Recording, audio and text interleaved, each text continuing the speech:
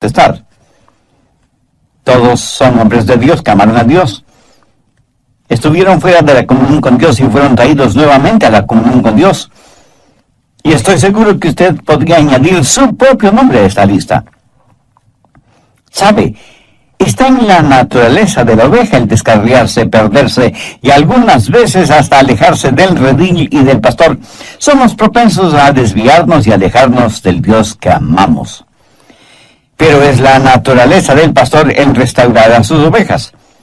Por lo tanto, no es extraño que David exaltara a Dios, porque David supo por experiencia propia lo que significaba el estar alejado de Dios. No en vano, en el Salmo 23, él reconoce a Jehová como su pastor, y por eso nada le faltará. Y Dios mismo confortaría su alma. Hoy quiero compartir con usted cómo estar bien con Dios y permanecer bien con Dios.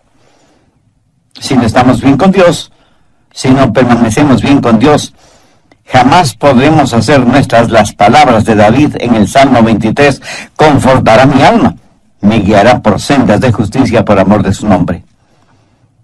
Muchos cristianos se alejan, se separan de Dios, pero esto no quiere necesariamente decir que están perdidos, sino que han perdido su comunión con Dios. Pero no están perdidos, porque hay un lazo espiritual muy especial entre usted y Dios, que no puede ser roto. Pero aunque es cierto que nuestra relación con Dios no puede ser rota, la comunión con Dios puede ser interrumpida, y el gozo íntimo puede ser perdido. La oración de David en el Salmo 51 ilustra perfectamente este punto. Vuélveme el gozo de tu salvación. David no perdió su salvación, pero sí perdió el gozo de su salvación, y quiso que ese gozo le sea restaurado.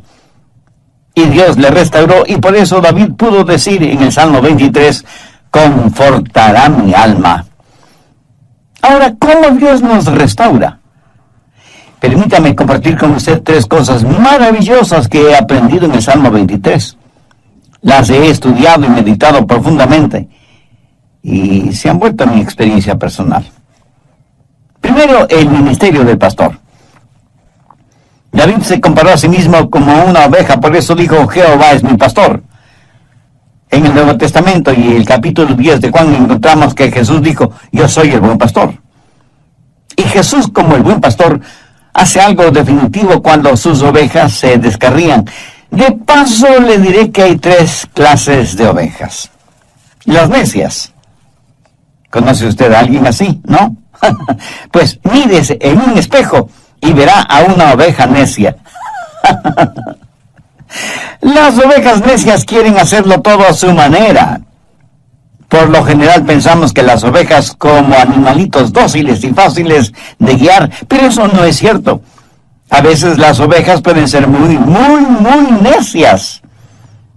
Quieren ir por donde ellas quieren ir. Por lo menos así lo dice el profeta Isaías. Todos nosotros nos descarriamos como ovejas, cada cual se apartó por su camino. ¿Queremos hacer? Pues lo que queremos hacer. Somos necios a la enésima potencia, y son las ovejas necias las que necesitan ser restauradas. Segundo, hay las ovejas descarriadas. Estas son las ovejas que involuntariamente se descarrían. Son las que descuidadamente se van por otro lado, y muchas veces caen en pozos de engaño, y se ven rodeadas de espinas y se separan de su pastor, van a lugares muy precarios y necesitan ser restauradas y traídas de regreso al redil. Y en tercer lugar, las ovejas enfermas, porque las ovejas pueden enfermarse. Hay muchos enemigos allá afuera en forma de enfermedades que pueden envenenar o enredar o herir a las ovejas. Y cuando se enferman, las ovejas necesitan ser curadas, sanadas, restauradas. Entonces es la responsabilidad del pastor el cuidar de sus ovejas. ¿Pero cómo lo hace? ¿Cómo el buen pastor restaura a una oveja necia? Si usted es como una oveja necia, ¿cómo puede ser restaurado? Bueno, el buen pastor tiene 3 instrumentos para hacerlo. un báculo o cayado, una vara y una botella de aceite. Y él usa esas tres cosas para restaurar a una oveja necia. ¿Qué es el báculo o cayado? El pastor buscaba un arbolito que estuviera recién creciendo, lo sacaba de raíz, cortaba todas esas raíces, limpiando el resto del palo y lo pulía todo prolijamente. Y en el muñón que formaban las raíces al extremo del palo, clavaba unos cuantos clavos o incrustaba pedacitos de metal, hasta que el báculo tenía un considerable peso. Era una poderosa arma en sus manos. Le servía tanto para defender a las ovejas de sus depredadores naturales como de ladrones de ovejas. También podía servirle como una jabalina y pasaba muchas horas practicando hasta tener una excelente puntería. Así que ese báculo no solo le servía para defender sus ovejas, sino para defenderse él mismo de los ladrones, los lobos y las aves de rapiña que abundaban en las colinas y los montes. Pero a veces tenía que utilizar el báculo de las ovejas para corregir a las necias, y lo hacía en forma drástica y severa. Con el báculo rompía una de las patas de la oveja e inmediatamente la vendaba poniéndole un soporte y cubriendo la pata afectada con aceite. Y esto lo hacía hasta cuando la oveja se sanara. Él llevaba a esa oveja enferma en sus hombros y la alimentaba y vertía aceite sobre el vendaje, y cuando la pata se sanaba, ayudaba a la oveja a estar firme en sus patas. Pero esto es lo interesante. La oveja enferma y restaurada en su salud permanecía muy cerca del pastor. En el material que estudié sobre este asunto, descubrí que esa oveja necia, quebrantada y disciplinada, iba a donde el pastor iba y se convertía en una especie de líder del rebaño. Extraordinario, ¿no le parece? Cuando leí esta información no pude dejar de pensar en Oseas 6:1. Venid y volvamos a Jehová, porque Él arrebató y nos curará, hirió y nos vendará. ¿Lo entiende? El mismo Dios que nos hiere es el mismo Dios que nos cura, a fin de que podamos estar junto a Él. Creo que esta es la razón por la cual David dijo que antes de ser afligido, Él se había descarriado. Y en Hebreos leemos que el patriarca Jacob, quien fue también un pastor, se alejó de Dios. La Biblia nos dice que Jacob luchó con Dios físicamente. ¿Sabe lo que Dios hizo? Vayamos a Génesis, capítulo 32, versos 24 y 25. Así se quedó Jacob solo, y luchó con él un varón hasta que rayaba el alba. Y el varón le tocó en el sitio del encaje de su muslo, y le descoyuntó el muslo de Jacob. ¿Lo ve? Jacob fue herido por Dios. Descoyuntó su muslo, y el patriarca tuvo que caminar el resto de su vida apoyado en un bastón. Vamos a Hebreos 11:21. Por la fe Jacob, al morir, bendijo a cada uno de los hijos de José, y adoró apoyado sobre el extremo de su bordón. ¿Por qué todo esto? Pues para enseñarnos una lección. Algunas veces tenemos que aprender drásticamente porque parece que esa es la única forma en que podemos aprender. Jacobo tuvo que ser herido para poder ser bendecido. Mi amigo, cuando Dios nos disciplina, y puede ser disciplina física, no es porque no nos ama, sino precisamente porque nos ama. Mire lo que dice Hebreos 12, los versos 5 y 6. Y habéis ya olvidado la exhortación que como a hijos se os dirige, diciendo: Hijo mío, no menosprecies la disciplina del Señor, ni desmayes cuando seas reprendido por Él, porque el Señor al que ama disciplina y azota a todo el que recibe por hijo. ¿Qué padres que aman realmente a sus hijos no los disciplina cuando es necesario? Si Dios nos dejara sin disciplinarnos, no seríamos sus hijos, sino bastardos. Y aunque nuestros padres en la carne nos disciplinaron, siempre los reverenciamos, ¿verdad? Ahora, por lo tanto, no deberíamos estar sujetos a nuestro Padre en el Espíritu y vivir. Y no debemos olvidar que la disciplina que proviene de parte de Dios es para que seamos partícipes de su santidad. La Biblia dice en Hebreos 12:11, en verdad que ninguna disciplina al presente parece ser causa de gozo, sino de tristeza, pero después da fruto apacible de justicia a los que en ella han sido ejercitados. Ahora, cuando esta disciplina le llega a usted, hay tres cosas que usted puede hacer de acuerdo a lo que dice Hebreos 12:5. Hijo mío, no desprecies la disciplina del Señor. O sea, usted puede resentirse, pero sería una necedad de su parte el hacerlo, por varias razones. Primera, la disciplina revela algo. Esa clase de disciplina revela que usted es un hijo o una hija de Dios. O sea que revela una relación filial.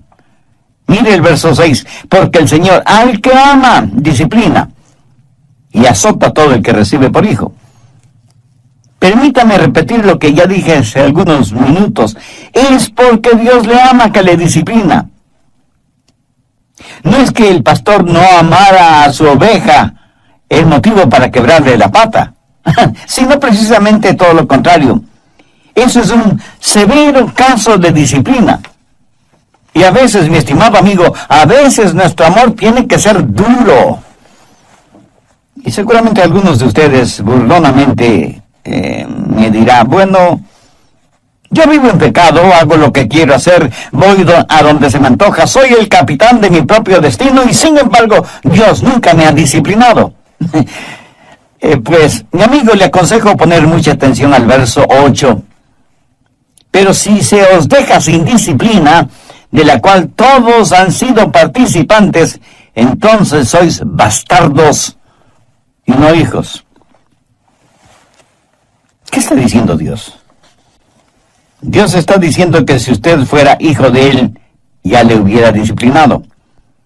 Pero si no es hijo de Dios, si usted declara que es un cristiano sin serlo, entonces usted es un bastardo. Y recuerde que esta dura expresión proviene de las palabras de Dios. Así que no argumente conmigo al respecto, argumente con Dios. En segundo lugar, renueva su adoración. En el verso 9 leemos, por otra parte, tuvimos a nuestros padres terrenales que nos disciplinaban y los venerábamos. ¿Sabe que hombres maduros no tienen ningún problema contando cómo sus padres les disciplinaban? Dicen, por ejemplo, mi padre cuando me disciplinaba con todas sus fuerzas. Lo interesante es que estas declaraciones las hacen con verdadero orgullo y dicen, les dábamos verdadera reverencia porque sabíamos que tenían definidos sus valores y paradigmas y por eso les amamos y les respetamos. Yo siento verdadera tristeza por niños que viven en hogares en donde sus padres no les aman y por lo tanto no les corrigen. ¿Sabe que la disciplina revela nuestra relación con Dios y renueva nuestra adoración? Ahora bien, si damos reverencia a nuestros padres terrenales, ¿no deberíamos dar adoración, respeto y veneración a nuestro Padre Celestial? Dios no está en el negocio de primordialmente hacernos saludables y felices, sino santos. Dios no le salvó para sencillamente llevarle al cielo. Ese es un beneficio extra. Dios le salvó para hacerle santo como Él. ¿Y cómo lo hace? ¿Qué es lo que la disciplina hace para restaurar a una oveja? Revela su relación filial, renueva su adoración y restaura su comunión con Dios. ¿Le gustaba a usted el ser disciplinado, castigado por sus padres, especialmente por su papá? Cuando usted era niño y su padre le iba a castigar, Corría usted hacia su papá y lleno de gozo le decía: oh, esto es estupendo, estoy feliz de que esto me suceda a mí. Mi papá me va a dar una buena paliza, pero me siento feliz, bendito sea Dios. Papá, tú eres maravilloso y sabio, gracias por castigarme. No, ni usted ni yo actuamos de esa manera, ¿verdad? Porque no nos gusta ser disciplinados, castigados, aunque hayan existido razones válidas para esa disciplina. Personalmente, cuando mi padre me castigaba, me disciplinaba, le debo confesar que él no me parecía ni amoroso, ni sabio, ni maravilloso. Así que, en primer lugar, menospreciamos la disciplina. En segundo lugar, no nos desmayamos frente a la disciplina. Mire el verso 5 de Hebreos 12. Ni desmayes cuando eres reprendido por él. ¿Alguna vez ha visto a un hijo, a una hija, fingir desmayo cuando ve que el castigo es inminente? Bueno, yo lo he visto varias veces. Dios ejercita disciplina y la gente renuncia a Dios. Tiran la toalla. Se convierten en trotamundos espirituales y eso es algo terrible. Mi amigo, lo que hace Dios no es para que nos alejemos de Él, sino para que nos acerquemos a Él. No desprecie la disciplina, no finja desmayos frente a la disciplina. La Biblia dice que toda disciplina tiene un propósito específico. ¿Cómo maneja el pastor a una oveja necia? Con la vara de la disciplina. ¿Y qué de las ovejas que no son necias? ¿Qué clase de oveja es usted? ¿Necia? ¿Descarriada o enferma? Recuerde que Dios no deja de amarnos porque somos pecadores. Dios no nos ama más si somos menos pecadores, de acuerdo a nuestra propia opinión, ni nos ama menos si somos más pecadores. Dios nos recibe como somos, pero por el amor que nos tiene no nos deja como somos, sino que nos va perfeccionando cada día para que lleguemos a ser a semejanza de su Hijo Jesucristo. Esta esperanza también podrá ser suya si tiene una relación personal con Dios por medio de Jesús. Pudiera ser que usted sea una persona muy popular, carismática, muy importante e influyente en el nivel político, social y financiero. Desde el punto de vista del mundo, usted es un hombre de éxito. Pero, ¿qué piensa de usted, su esposa, sus hijos, sus amistades íntimas? ¿Qué tan importante es usted en sus vidas? El hecho de ser tan importante pudiera ser que abra todas las puertas materiales, sociales y políticas, pero jamás le abrirán las puertas del cielo. Dios no le ama porque usted es importante. Usted es importante porque Dios le ama. ¿Lo entiende? Si usted en este mismo momento se arrepiente de sus pecados y hace una decisión espiritual por Cristo como su Salvador y Señor, Él le perdonará inmediatamente, estará con usted permanentemente y le salvará completamente y además le guardará eternamente. Recuerde que la decisión que usted haga o no haga este momento tendrá repercusiones eternas. Piensa en lo siguiente. Si usted dice que no va a tomar ninguna decisión ahora, pues ya tomó una decisión en contra de Cristo. El evangelista Dr. Lucas cita unas inquietantes palabras de Cristo: desesperación, de lodo cenagoso, puso mis pies sobre peña y enderezó mis pasos. David habla de lo mismo al compararse con una oveja que ha sido disciplinada, guiada, rescatada y protegida por el pastor. Algunas veces una mamá oveja, por estar pastando por aquí, por allá y más allá, se olvidaba de su pequeño corderito. El pastor observaba lo que estaba sucediendo y con el cayado guiaba a la mamá oveja a donde estaba su corderito. Eso es lo que necesitan hacer los pastores en nuestros días, a fin de que ovejas y corderitos estén juntos, permanezcan juntos y se desarrollen juntos.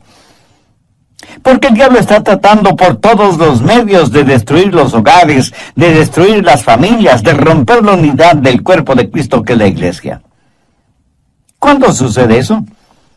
Cuando caemos, cuando somos débiles espiritualmente, cuando nos apartamos de Dios y nos contaminamos con el pecado. Pero gracias a Dios que Él tiene una vara y un cayado, no solo para disciplinarnos, guiarnos, rescatarnos y defendernos, sino también para mantenernos junto a Él. Pero aún hay algo más. Todos somos ovejas enfermas. Verá, cada noche el pastor traía las ovejas al redil. Recuerde que Jesús es la puerta de las ovejas. Dentro del redil las ovejas estaban seguras, pero en la puerta estaba el pastor bloqueando el mismo hueco que servía como puerta del redil. De esa forma nadie podía entrar o salir del redil sin que el pastor lo supiera. Y cada noche él las contaba y las llamaba por su nombre. Y no solo que las contaba y las llamaba por su nombre, sino que además las acariciaba. Ponía sus manos sobre sus ovejas y hundiendo sus dedos en la lana y mirando atentamente, buscaba por si su oveja tenía alguna herida o por si algún insecto se había adherido a la piel de la oveja. Y cuando encontraba alguna herida o alguna laceración en la piel de la oveja, usaba el aceite para curarla. Especialmente los cortes en la cabeza o en las fosas nasales. Literalmente ungía la cabeza de la oveja con aceite. Ese aceite estaba mezclado con sulfuro y brea y servía también como insecticida para alejar a las moscas que pululaban alrededor de la nariz de la oveja. Gracias a Dios que el aceite que representa al Espíritu Santo que nos protege de moscas diabólicas y que nos consuela cuando estamos lacerados y doloridos o cuando estamos heridos espiritualmente. Nuestro buen pastor nos conoce y nos conoce por nombre y nos restaura y nos sana y nos cuida para que siempre estemos junto a Él. El buen pastor David tuvo todas esas cosas en mente cuando dijo, confortará mi alma. David fue necio y tuvo que ser quebrantado. Se desvió del camino y tuvo que ser traído de regreso. Y aunque estuvo herido de gravedad, Dios le sanó. Le agradece a Dios usted cuando le disciplina, cuando le corrige. Y pienso en mi propia vida. Y sé que estoy vivo porque mi buen pastor usó conmigo su vara, su cayado y su botella de aceite. ¿Puede usted decir lo mismo? ¿Puede recordar las veces en que Dios usó su vara y su cayado en usted? Yo sí me acuerdo.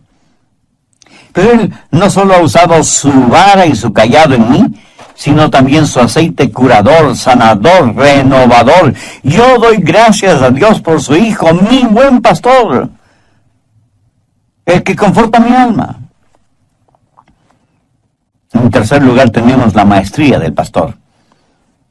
El buen pastor no solo que restaura nuestra alma y nos guía por sendas de justicia, pero para restaurarnos Él tiene que tener dominio sobre nosotros. Y cuando tiene dominio sobre nosotros nos guiará, será nuestro maestro, nuestro mentor. ¿Sabe cuál es el triste problema para muchos seres humanos? Que están más interesados en ser restaurados físicamente que en ser sanados espiritualmente. Si es que usted no camina desde la restauración hasta la justificación, usted estará de regreso a los mismos viejos problemas. Muchos quieren caminar rectamente, pero no en el camino de la obediencia a Dios. Recuerde que a quien mucho se le ha perdonado, mucho debe amar. Debemos ser como la oveja con la pata quebrada que quiere estar junto a Jesús, porque Él es su maestro que quiere guiarle para que usted nunca se desvíe. Así que, ¿cuándo aprenderemos? ¿Cuántas veces más resbalaremos y caeremos antes de aprender a estar junto al buen pastor? Recuerde las palabras que Jesús mismo dijo. Él es el buen pastor. Y sus ovejas conocen su voz y le siguen. Ahora escúcheme. 3 cosas son necesarias para seguir al buen pastor. Primero, tiene que estar obsesionado con el pastor. O sea, usted debe amar apasionadamente a Jesús. Su amor por él debe estar por encima del amor que pueda tener por cualquier otra persona o cualquier otra cosa. Segundo, tiene que observar detenidamente al pastor. Como ya lo he mencionado antes, las ovejas tienen una muy pobre vista. Para todo propósito práctico, el pastor es quien tiene buena vista, como para compensar la mala vista de sus ovejas. Tercero, usted tiene que obedecer al pastor. Usted no puede obedecer a nadie cuya voz desconoce. ¿Cómo puede escuchar la voz de su pastor? Únicamente teniendo su tiempo de quietud. Debería estar en pastos delicados, meditando en su palabra. O sea, rumiando su palabra. Esa es la forma. El pastor le guiará. Usted escuchará su voz en el mundo. Jesús manifestó que sus palabras eran espíritu y vida, y que Él había venido para que podamos tener vida y vida en abundancia. Su pastor le guiará por sendas de justicia por amor de su nombre. Esa es la maestría del pastor. ¿Sabe qué es lo malo con muchos de nosotros? Que tratamos de no tener problemas en vez de buscar la justicia. Todo es tan negativo. Tuve un amigo, Mike Glenn, quien era jugador profesional del fútbol americano. Jugó por la Universidad de Auburn y luego profesionalmente jugó para los Delfines de Miami. Cuando él se graduó en Auburn, su entrenador le preguntó: Mike, ¿me ayudarías a reclutar a algunos candidatos? Mike le dijo que sí. Y a su vez le preguntó: entrenador, ¿qué clase de prospectos estamos buscando? Y el entrenador le dijo: hay jugadores que cuando son derribados en el campo de juego se quedan tendidos en el suelo. Esa clase de jugadores no nos interesan.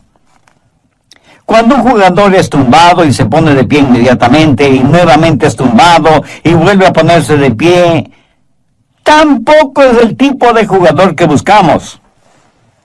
Pero sí nos interesa el jugador que puede poner en el suelo a los demás.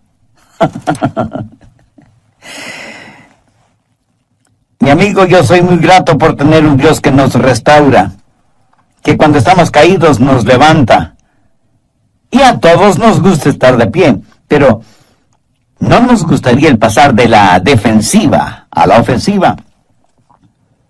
No nos gustaría ser una verdadera fuerza de Dios, que simplemente ser una víctima siempre en necesidad de restauración. El pastor me guía por sendas de justicia. Usted, mi amigo, ¿por qué no determina hoy mismo que va a estar bien con Dios, que está listo para escuchar la voz del pastor, que va a sumergirse en la palabra de Dios? En tercer lugar, la majestad del pastor. Él me guía por sendas de justicia. ¿Por qué no decide hoy mismo que va a estar bien con Dios y a permanecer bien con Dios? Que va a escuchar la voz de su pastor, que va a meditar en su palabra y va a obedecer su palabra. Que va a reconocer la majestad del pastor, porque Él es el único que puede confortar su alma y guiarle por sendas de justicia por amor de su nombre. ¿Cuál es el nombre de ese pastor? Jehová en el Antiguo Testamento, Jesús en el Nuevo Testamento. Jehová, Jesús, el Señor es mi pastor. Verá, el nombre y el honor de Dios están en juego por la forma en que usted y yo vivamos. Y todos, creyentes y no creyentes, seremos juzgados por Él. Muchos piensan que tendrán un pastor de acuerdo a la clase de ovejas que son. Escúcheme, El honor, la reputación del pastor se basa en la actividad, el bienestar y la obediencia de las ovejas. Jesús nos enseñó a orar: Padre nuestro que estás en los cielos, santificado sea tu nombre. El rey Salomón dijo que el nombre de Jehová era como bálsamo. Voy a compartir con un nombre en todo el Antiguo Testamento, pero no se lo encuentra ni una sola vez en el Nuevo Testamento. ¿Por qué? Porque Jesús es nuestro Jehová. Él es nuestro buen pastor. ¿Sabe lo que significa el nombre de Jesús? Significa Jehová salva. Eso es lo que literalmente significa. Leemos en Mateo 1:21, y llamará su nombre Jesús, porque él salvará a su pueblo de sus pecados. Ese fue el mensaje del ángel a María. Por lo tanto, mi estimado amigo, si él es mi pastor y yo soy su oveja, yo no quiero traer deshonra a su nombre. Proverbios 22:1 dice: de más estima es el buen nombre que las muchas riquezas. Cuando nuestros hijos eran pequeños, yo les llevaba a la escuela y les decía, al despedirme: recuerden que les amo mucho, pero también quiero que recuerden quiénes son y a quién en realidad pertenecen. ¿Saben? Yo creo que el Señor les dice lo mismo a sus ovejas. Recuerden quiénes son y a quién pertenecen. Ustedes son mis ovejas. Mi nombre está fundido con el de ustedes. Y quiero guiarles por sendas de justicia por amor a mi nombre. Amigo, permítame hacer una confesión. Yo preferiría morir antes que traer deshonra a mi esposa, mis hijos, mis padres y sobre todo a Dios. ¿Quién me da la fortaleza? Pues mi buen pastor, quien me pone en la senda correcta cuando me desvío, y lo hace día a día. Por eso hay en mi corazón siempre el deseo de glorificar su nombre. ¿Siente usted de la misma manera? Espero que sí. Alguien dijo que el nombre de Jesús es todos los aleluyas en 5 letras. Y eso es verdad. Usted y yo seguramente conocemos a personas sumidas en el pecado y ningún mero mortal puede salvarles. Pero hay un nombre, un precioso nombre, que perdón y pureza puede darles. Hay vidas que están perdidas, prisioneras de la...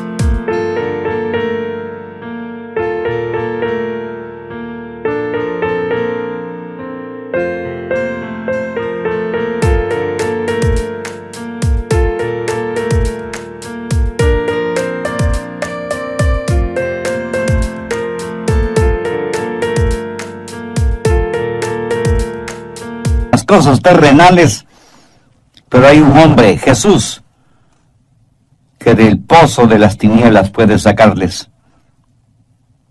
Mi amigo, ¿no le parece eso extraordinario? El ministerio del pastor, la maestría del pastor, la majestad del pastor. Jehová es mi pastor, nada me faltará. Por favor, en el Nuevo Testamento de su Biblia, busque la segunda epístola de Pablo a Timoteo, capítulo 2. Veamos el versículo 19. Pero el fundamento de Dios está firme, teniendo este sello: conoce al Señor a los que son suyos, y apártese de iniquidad todo aquel que invoca el nombre de Cristo. Jehová es mi pastor.